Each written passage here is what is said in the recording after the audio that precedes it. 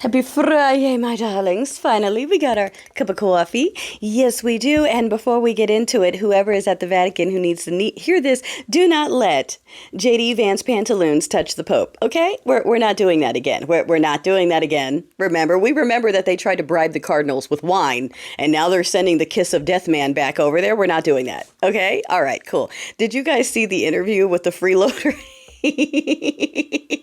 Yeah, I'm not calling them refugees because they're not. It's an insult to actual refugees. Look at these fat white people talking about we're fleeing for our lives. They're like out of breath because they've never run before. And then you put it next to a picture of people that are literally starving with no homes, living out of tents and trash bags and going, no, they don't count because they're brown. That's not suffering. That's not suffering. Suck it up. You know, I got a death threat. Okay, that's way worse than you losing everything. Okay, I got a death threat, so I had to pack up. I had to leave my 5-bedroom house. I had to leave my cars and my maids, and I had to run to America to safety because someone sent me a nasty letter. Weak sauce, weak soft. I love it. They're just showing how soft they are, how useless they are. Not just these freeloaders, but all of the culture. While they're, yeah, daddy. It's weak.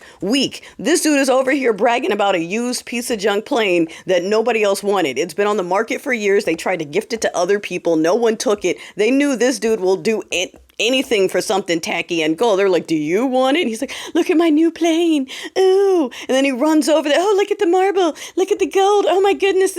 I want this. I know how hard this is to get. Like just looking like he's never seen money before, embarrassing us. And they are laughing. They are laughing at us. Those people, if they wanted to give a gift, they could have had something commissioned. They didn't do it. They gave the thing. They took an old thing out of the back of their garage and put a bow on it and went, here, take this.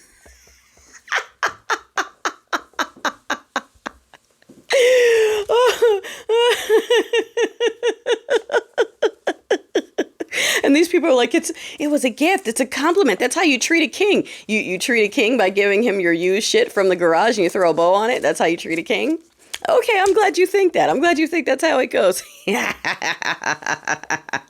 So while that dude is over there showing that he will bend over for a compliment and a gift. Am I the prettiest orange in the bowl?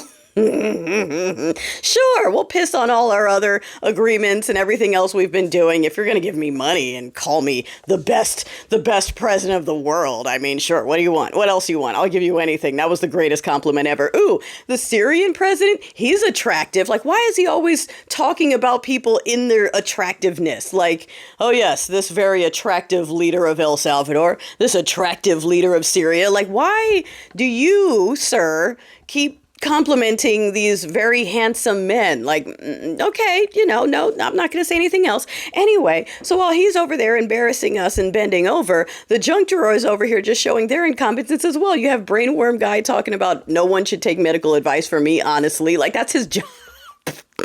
And he's like, yeah, no one, I shouldn't even be doing this. Okay, Kristi Noem is over budget and talking about more makeovers and commercial money, and I think she wants another plane. You got the transportation guy who's from the real world talking about he doesn't know why the outages went from Newark to Colorado. He's just telling his family to use other airports. He can't fix it.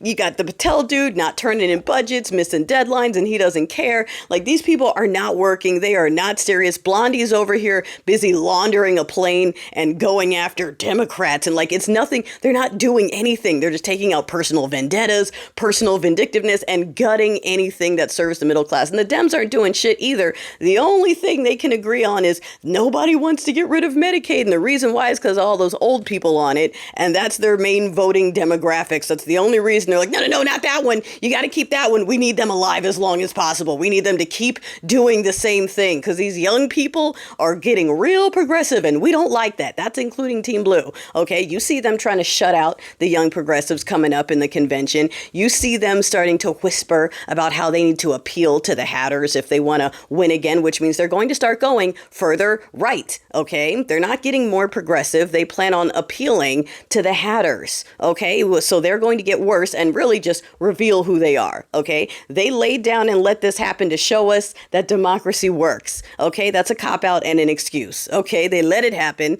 because just like Mike Johnson said, they didn't want to get rid of the insider trading because he feels bad for Congress. They only make $174,000. They haven't gotten a raise in forever, so they need the insider trading. But also, the people don't need Medicaid, Medicare, food stamps, college, or anything else. We can get all of that. Social Security, get rid of that. The people can do with nothing, but we need our six-figure salary and our insider trading, you guys. That's the only thing that's fair. And here come the swallowers going, yep, we love it. We love it. You triggered. You triggered.